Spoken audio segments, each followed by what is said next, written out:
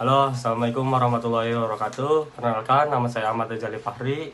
Saya akan mempresentasikan makalah yang berjudul Integritas Iman, Islam, dan Ihsan dalam membentuk manusia seutuhnya insan kamil.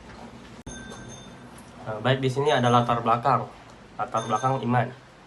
Iman adalah ikatan antara kolbu hati dengan ucapan dan perilaku.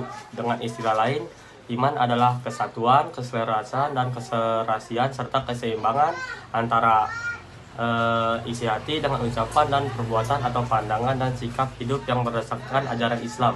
Dalam Al-Quran dan hadis ditegaskan bahwa setiap muslim harus beriman kepada rukun iman, di mana itu merupakan hal yang wajib untuk diimani. Rukun iman dituangkan dalam diri manusia yang beriman dengan melalui 3 tahap, yaitu iman diyakini dalam hati, iman diikrarkan dengan lisan, dan iman diamalkan dengan anggota badan. Selanjutnya ada Islam. Islam secara etimologis, Islam berasal dari kata bahasa Arab, diderifikasikan dari kata salimah yang berarti Islam Santosa. Dari kata ini membentuk aslama yang berarti memelihara dalam keadaan Islam Santosa, dan juga berarti menyerahkan diri, tunduk patuh dan taat. Kata aslama itulah yang menjadi pokok dalam Islam, mengandung segala arti yang dalam arti pokoknya. Dari pengertian leksikal, ini berarti kata benda dan semua manusia. Bisa disebut Islam sebab mereka selalu taat, patuh, dan menyerah kepada ketentuan Allah Subhanahu wa taala. Istilah Islam merupakan bentuk infinitif dari kata aslama yang memiliki varian makna yang diafirmasi oleh Al-Qur'an-nya langsung. Baik, selanjutnya ada Islam berarti damai. Saya akan membacakan surah Islam berarti damai.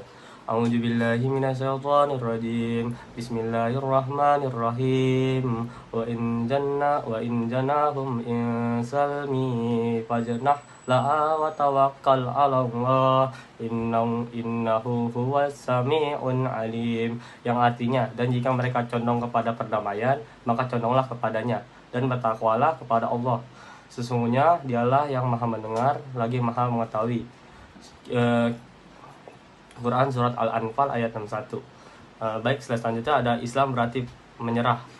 Waman A'udzubillahi minasyaitonirrajim. Bismillahirrahmanirrahim. Waman ahsanu dina mimma aslam waj'ahu lillahi huwa muhsin wa wattaba'a millata Ibrahim hanifa wattakhadallahu Ibrahim khalila. Dan yang artinya, dan siapakah yang lebih baik agamanya daripada orang yang ikhlas menyerahkan dirinya kepada Allah Subhanahu wa taala, sedang diampuni, mengejarkan kebaikan, dan ia mengikuti agama Ibrahim yang lurus, dan Allah mengambil Ibrahim menjadi kesayangannya. Quran surat An-Nisa ayat 125. Ada 3. Islam berarti penyerahan diri secara totalitas kepadanya. A'udzubillahi minasyaitonirrajim. Bismillahirrahmanirrahim. Ya ayyuhalladzina amanu adkhulu fi silmi kaffa wa la tattabi'u khutuwati syaitan innahu lakum aduwwum mubin. Yang artinya, hai orang-orang yang beriman, masuklah kamu ke dalam Islam keseluruhan dan janganlah kamu turut langkah-langkah syaitan. Sesungguhnya syaitan itu musuh yang nyata bagimu. Quran surat Al-Baqarah ayat 208. Ada 4. Islam berarti bersih dan suci. A'udzubillahi minasyaitonirrajim. Bismillahirrahmanirrahim. Illa man attallahi biqalbi salim. Yang artinya kecuali orang-orang yang menghadap Allah dengan hati yang bersih. Baik, selanjutnya ada ihsan.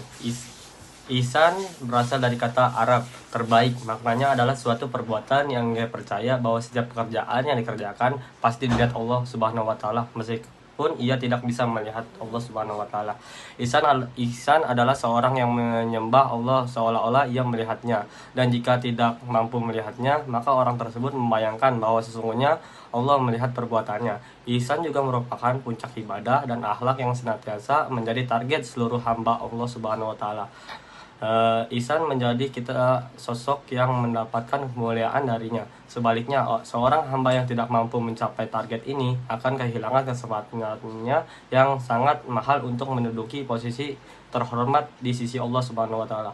Rasulullah SAW pun sangat menaruh perhatian akan hal ini, sehingga seluruh ajaran-ajarannya mengarah kepada satu hal, yaitu mencapai ibadah yang sempurna dan akhlak yang mulia guna mencari rahmat dari Allah Subhanahu wa taala. Hubungan iman, Islam, dan ihsan. Islam dan ihsan mempunyai hubungan yang sangat erat yang memang tidak dapat dipisahkan. Iman adalah keyakinan yang menjadi dasar akidah.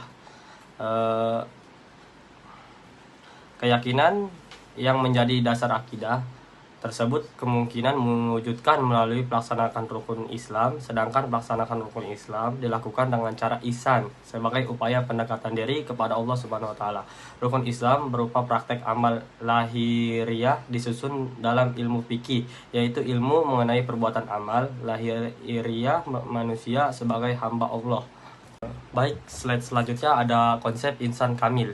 Istilah insan kamil, al-insan al-kamil terdiri dari dua kata yaitu al-insan yang berarti manusia dan al-kamil yang berarti sempurna. Bila istilah sempurna diterapkan pada manusia, maka Allah mengacu pada dua sisi, yaitu sisi fisik dan sisi ruhaniah.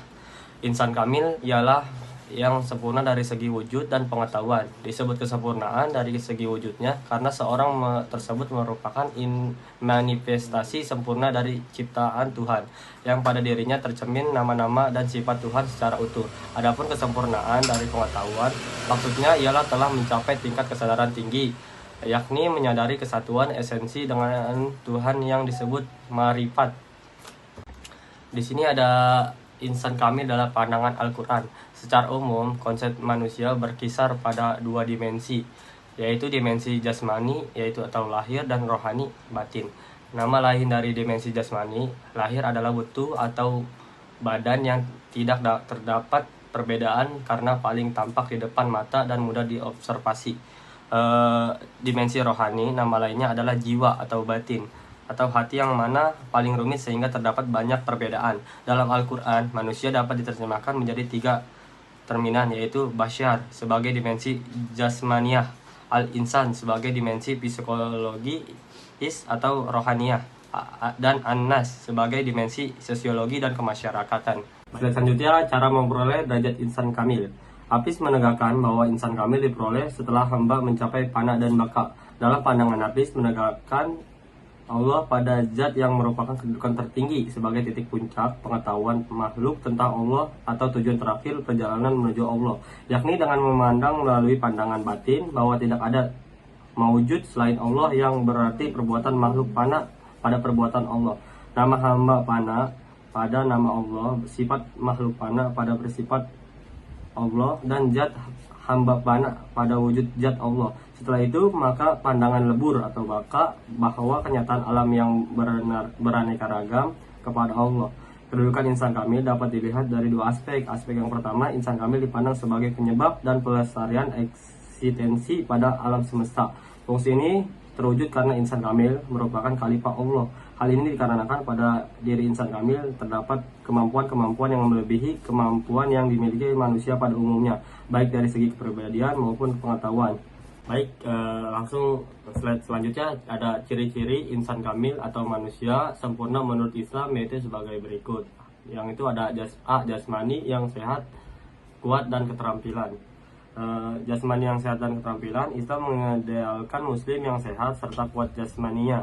Dalam menegakkan ajaran Islam, terutama pada masa penyiaran dalam histori sejarah, tidak jarang ditemukan rintangan yang pada akhirnya memerlukan ketentuan dan kesehatan fisik atau jasmani. Yang B, ada cerdas serta pandai. Islam menginginkan seorang muslim cerdas dan pandai. Itulah ciri akal yang berkembang dengan sempurna. Dan yang C, yang terakhir, rohani yang berkualitas tinggi. Rohani bersifat samar, ruwet, belum jelas batasnya. Manusia belum atau tidak akan memiliki pengetahuan yang cukup. 40% cukup untuk mengetahui hakikatnya. Rohani sering disebut kolbu menurut ilmu tasawuf. Baik, slide selanjutnya ada mendeskripsikan tentang esensi dan urgensi iman, Islam, dan ihsan dalam membentuk insan kamil.